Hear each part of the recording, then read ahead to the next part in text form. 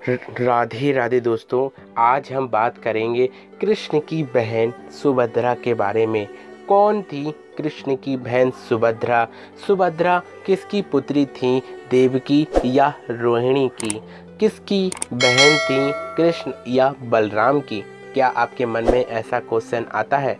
अवश्य ऐसा प्रश्न उठता होगा आपके मन में कि श्री कृष्ण के बारे में हमने बहुत सी गाथाएं सुनी हैं और यहाँ तक कि बलराम जी के बारे में भी हमने बहुत सी गाथाएं सुनी हैं, लेकिन सुभद्रा जी जब बीच में हमें देखने को मिलती हैं, चाहे हम श्रीमद् देवी भागवत या श्रीमद् भागवत या महाभारत जैसे ग्रंथ को भी पढ़ते हैं, तो सुभद्रा जी का वर्णन हमें बीच में ही मिलता है और हमें कहीं पर भी उनके जन्म के बारे में पता नहीं चलता है। फिर दूसरी ओर हम देखते हैं कि जगन्नाथपुरी में सुभद्रा जी के संग दोनों भाइयों के संग उनका पूजन होता है। फिर सुभद्रा जी किसकी पुत्री थीं और कैसे कृष्ण की बहन और कैसे क्या?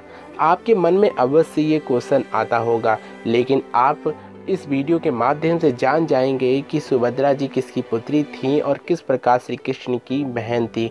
वैसे आपको बता दें, सुभद्रा जी बहन तो सगी थी कृष्ण की, लेकिन कुछ इस प्रकार आपको हम एक गाथा सुनाना चाहेंगे जो या तो काल्पनिक है या वास्तविक है। इसके लिए हमें नहीं पता है, लेकिन हमने जिस संत से भी यह हमने गाथाएँ सुनी हैं उसके ही अनुसार हम आपको सुभद्रा जी के बारे में बताएंगे। तो शुरू करते हैं। सुभद्रा जी का वर्णन हमें कहीं नहीं मिलता है। सुभद्रा जी का वर्णन हमें महाभारत में मिलता है और महाभारत में इसलिए मिलता है क्योंकि वह श्री कृष्ण की बहन और अर्जुन की पत्नी थी। यह आप सभी को पता होगा, लेकिन वह किसकी पुत्री थी इसके बारे में हम चर्चा करते हैं।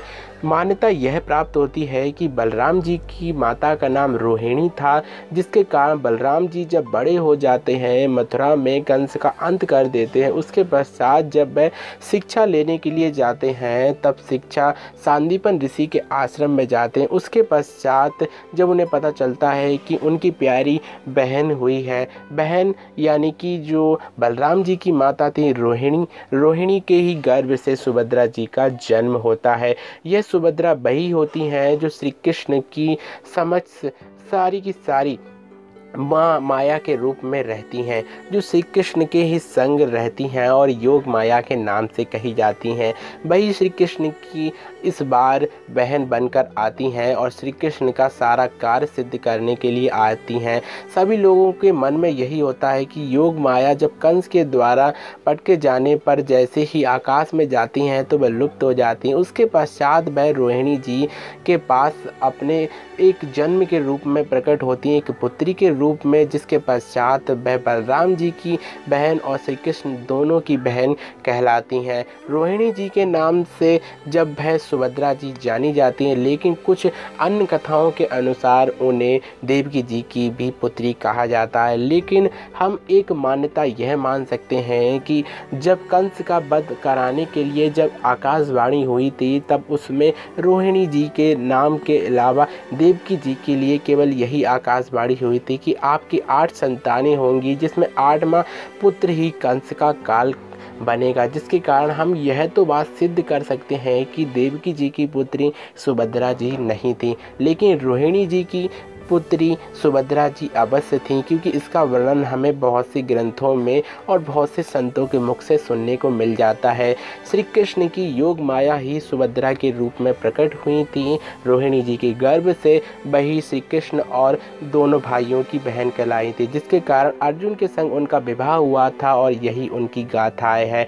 उनके पुत्र का नाम अभिमन्यु था, जो महाभारत के युद्ध में वीर गति को प्राप्त हुआ था, और श्री कृष्ण ने उनका विवाह अर्जुन के साथ इसलिए किया था क्योंकि वह धर्म के पक्ष में थे। तो फिर से मिलेंगे एक नई स्टोरी के संग राधा कृष्ण और उनके और भी ऐसे सीक्रेट जो आपको नहीं पता हैं, और आपको अगर पता है तो प्लीज़ कमेंट्स के माध्यम से हमें प्लीज़ बताएं। तो फिर से मिलेंगे एक नई गाथा के संग, तब तक के लिए मेरे संग प्यार से कहते रहिए राधे राधे।